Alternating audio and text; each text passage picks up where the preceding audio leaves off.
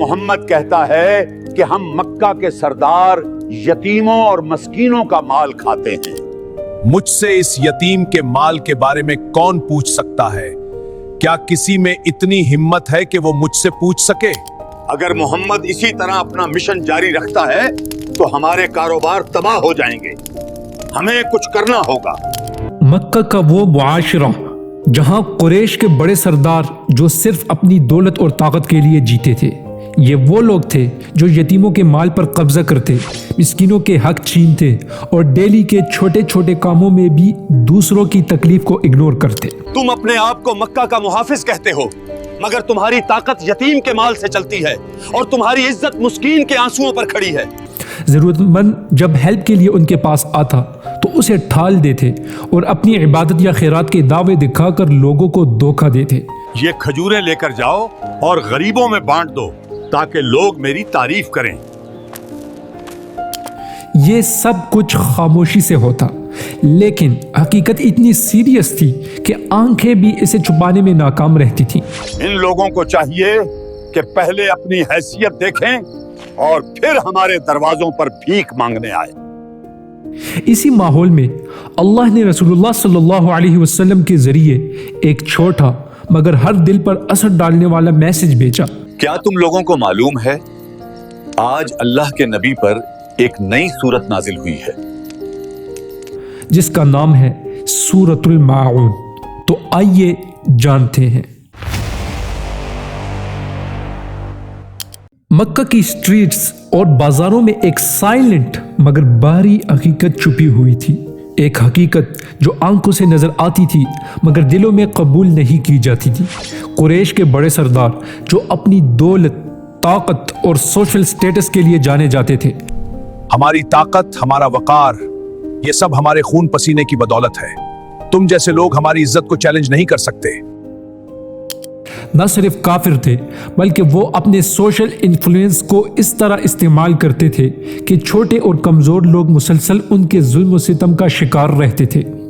مکہ کے یہ سردار یتیموں کے مال پر قبضہ کرتے، مسکینوں کی حالت سے لاتعلق رہتے اور اپنے دکھاوے کے اعمال جیسے نماز یا خیرات کے دعوے صرف اپنی امیج کو برقرار رکھنے کے لیے استعمال کرتے۔ لوگ ہماری عبادت اور خیرات دیکھ کر حیران ہوتے ہیں، مگر اصل حقیقت تو صرف ہماری خود غرضی ہے تاکہ لوگ ہماری تعریفیں کریں۔ ان کی یہ عادتیں چھوٹے چھوٹے رویوں میں چھپی ہوئی تھی، جیسے کسی خاموش زہر کی طرح جو معاشرے کی بنیاد کو اندر سے کھا رہا تھا۔ اسی دوران رسول اللہ صلی اللہ علیہ وسلم نے غور کیا کہ یہ رویے صرف ظاہری نہیں بلکہ ایک بڑی اخلاقی بیماری کی علامت ہیں جو ایمان کے اصل مقصد کو ڈسٹارشن کر رہے ہیں۔ ہر محلہ، ہر گلی میں یہ ظلم پھیل گیا ہے۔ اگر اسے نہ روکا گیا تو پورا شہر اندھیرے میں ڈوب جائے گا۔ یتیم کی مال پر قبضہ کرنا، ضرورت مند کے حق کو چھیننا یا چھوٹے کاموں میں بھی دوسروں کی تکلیف کو اگنور کرنا، یہ سب ایک ساتھ مل کر ایک ایسا ماحول بنا رہے تھے جہاں انصاف کی آواز دب کر رہ گئی تھی۔ ارے بھائی، مکہ کے سردار آج کل انتہائی ظالم ہو گئے ہیں، بہت زیادہ ظلم کر رہے ہیں مسکین اور یتیموں پر۔ اس سائلنٹ لاپرواہی میں اللہ کی حکمت نے ایک میسج بھیجا جو شارٹ اور کلیئر تھا مگر ہر دل پر اثر ڈالنے کے لیے کافی تھا۔ کیا تمہیں معلوم ہے آج اللہ کے نبی پر ایک نئی سورت نازل ہوئی ہے؟ اس پیغام کی ڈسینڈنسی ایک لمحے کی ضرورت تھی، لیکن اس کے اثرات سالوں تک امت کی سوچ اور رویوں پر چھا گئے۔ یہ سورہ جس کا نام الماعون رکھا گیا صرف ایک مختصر آیت نہیں بلکہ ایک کمپلیٹ اخلاقی آئینہ تھی جو امت کے سامنے رکھا گیا تاکہ لوگ دیکھ سکے کہ ایمان کا معیار صرف لفظ یا عبادت میں نہیں بلکہ چھوٹے چھوٹے اعمال، دوسروں کے حقوق اور ضرورت مندوں کی حالت میں بھی نکھرتا ہے۔ ایٹ دا سیم ٹائم مکہ میں ایک اور حقیقت بھی وجود میں تھی۔ قریش کے سردار اپنے اختلافات اور چھپے ہوئے انٹرسٹ کے ساتھ ایک کمپلیکیٹڈ پولیٹیکل جان بنتے تھے۔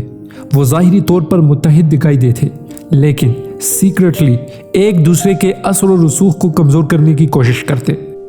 چاہے جو کچھ بھی ہو جائے، اس علاقے کا سردار میں ہی رہوں گا और मैं उसके लिए किसी भी हद तक जाने के लिए तैयार हूं। उनके दिलों में हसद, हिर्स और ताकत की हवस छुपी हुई थी, और ये छोटे छोटे फैसले जो लोग आम समझते थे दर हकीकत फ्यूचर की बड़ी हिस्ट्री की बुनियाद रख रहे थे। हर फैसला, हर अमल, हर खामोश नजर एक एथिकल डिलेमा की सूरत इख्तियार कर रहा था, जिसमें इंसान और दीन, दौलत और इंसाफ, दिखावा और हकीकत के दरमियान मुसलसल जदोजहद हो रही थी। वो यतीमों की बात करता है, मिस्कीनों की बात करता है, मगर अगर हम नरम पड़ गए तो हमारी नस्लें हमें कमजोर कहकर याद करेंगी। रसूलुल्लाह सल्लल्लाहु अलैहि वसल्लम इन सब वाक़यात के दरमियान मुसलसल गौर फरमाते और सोचते कि उम्मत को किस तरह अल्लाह के रास्ते पर वापस लाया जाए, बगैर किसी जोर ज़बरदस्ती, सिर्फ तालीम, नसीहत और इखलाकी मिसाल के ज़रिए। अरे भाई, आजकल मक्का के जो हालात हैं, इस हवाले से नबी बहुत परेशान हैं। अल्लाह खैर करे। हर लम्हा, हर मुलाकात, हर खिताब एक छोटा सा मौका था, एक छोटा सा पैगाम जो एक बड़े असर की तरफ बढ़ रहा था। और यही वो लम्हात थे जब सूरतुल माऊन का पैगाम अपनी पूरी शिद्दत और वजाहत के साथ नाजिल हुआ। लेकिन लोग अक्सर इसे महज एक छोटी आयत के तौर पर देखते। ये जो नई सूरत नाजिल हुई है नबी, पर मुझे ये एक आम सूरत लगती है। तुम्हारा क्या ख्याल है इस हवाले से? हाँ, मुझे भी कुछ ऐसा ही लगा। जबकि इसके अंदर छुपी हिकमत और तालीम उम्मत की सोच और रवैयों को बदलने की ताकत रखती थी। इस दौरान मक्का के शहरी भी खामोश मुशाहिदा कर रहे थे। बाज़ लोग सिर्फ दिखावे के लिए नमाज पढ़ते, बाज़ लोग खैरात देते, लेकिन उनके आमाल में हकीकी नेकी और इंसाफ की कमी वाज़ेह थी। अरे भाई, जब लोग तुम्हें देख रहे हो उस वक्त लोगों को खैरात दिया करो, इससे तुम्हारा नाम बढ़ेगा।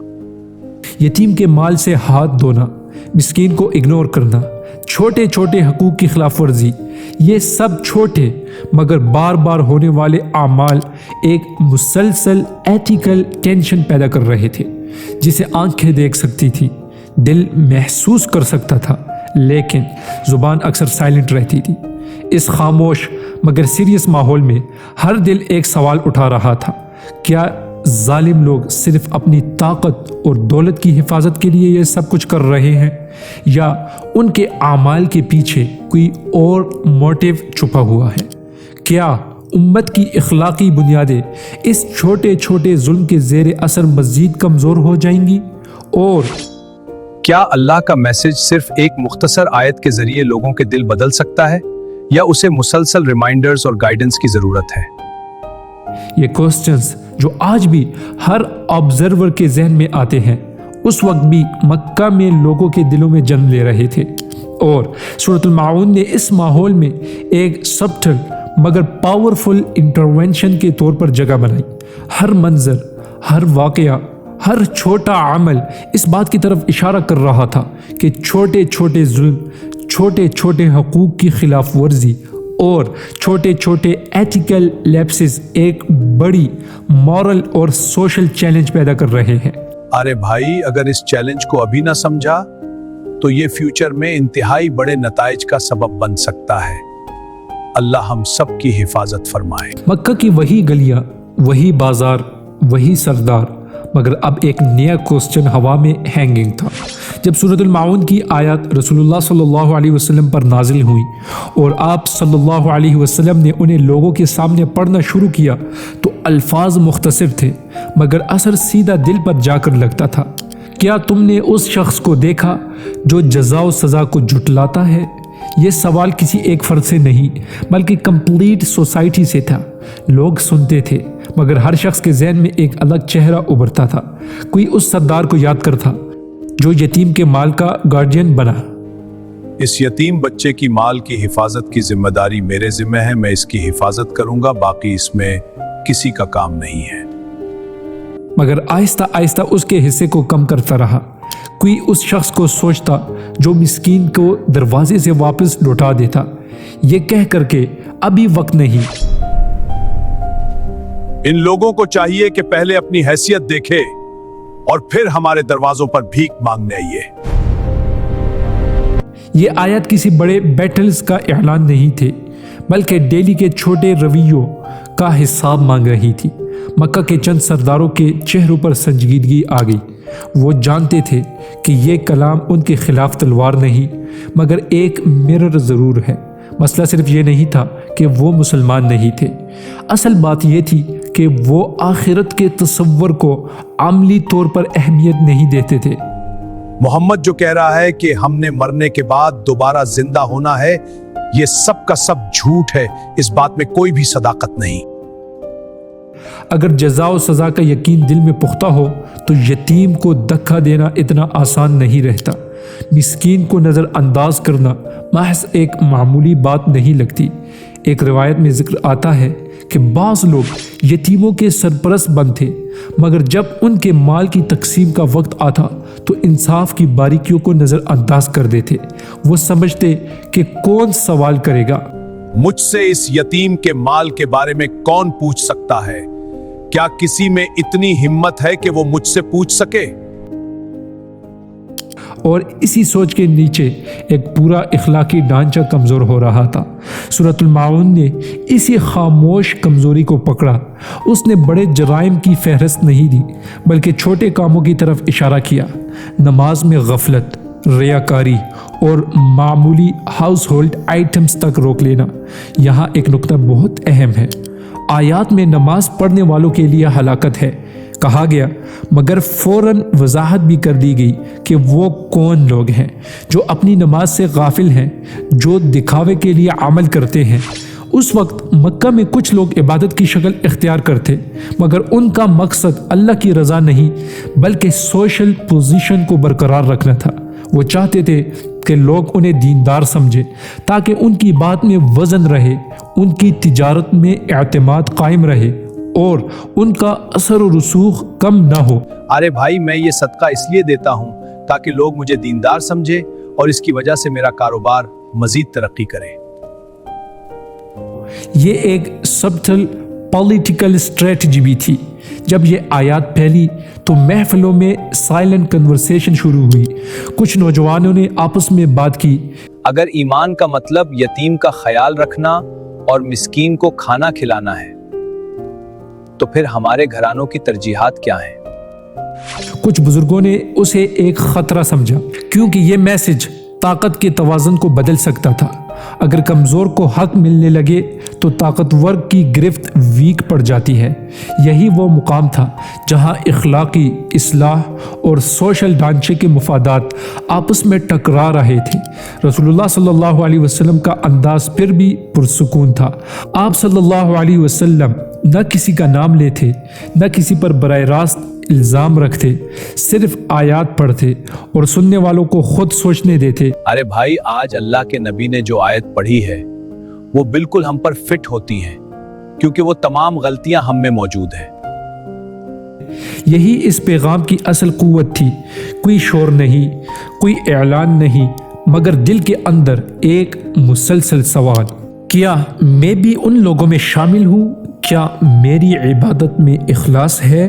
کیا میں چھوٹے کاموں میں بھی انصاف کرتا ہوں؟ مکہ کے ایک سردار کے بارے میں کہا جاتا ہے کہ اس نے اپنے قریبی ساتھی سے آہستہ کہا، اگر لوگ اس کلام کو سنجیدگی سے لینے لگے تو ہمارے طریقے بدلنے پڑیں گے۔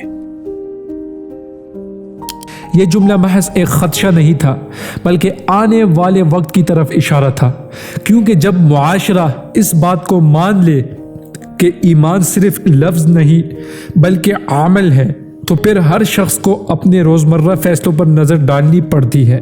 سورۃ الماعون نے جنگ کا آغاز نہیں کیا بلکہ ضمیر کو بیدار کیا۔ اس نے بتایا کہ چھوٹے کام جیسے برتن یا اوزار جیسی معمولی چیز روک لینا بھی دل کی کیفیت ظاہر کرتے ہیں۔ یہ وہ سطح تھی جہاں کریکشن کا عمل شروع ہونا تھا، اور یہی وہ مقام تھا جہاں کچھ دل نرم پڑنے لگے اور کچھ دل مزید سخت ہو گئے۔ چاہے محمد جو کچھ بھی کر لے، ہم اپنے کاروبار اس کی باتوں میں اکر ہرگز برباد ہونے نہیں دیں گے۔ یہ آیات صرف اس وقت کے مکہ کے لیے نہیں تھی۔ انہوں نے ایک اصول قائم کیا، ایک معیار مقرر کیا جو ہر دور کے لیے تھا۔ سوال یہ تھا کہ کیا قریش کے وہ سردار اس معیار کو قبول کریں گے؟ کیا اسے اپنے مفادات کے اگینسٹ سمجھ کر رد کر دیں گے؟ اور اگر انہوں نے رد کیا تو اس کے سوشل اور اسپرچول نتائج کیا ہوں گے؟ یہی وہ موڑ ہے جہاں ہسٹری ایک نئے مرحلے میں داخل ہونے والی تھی۔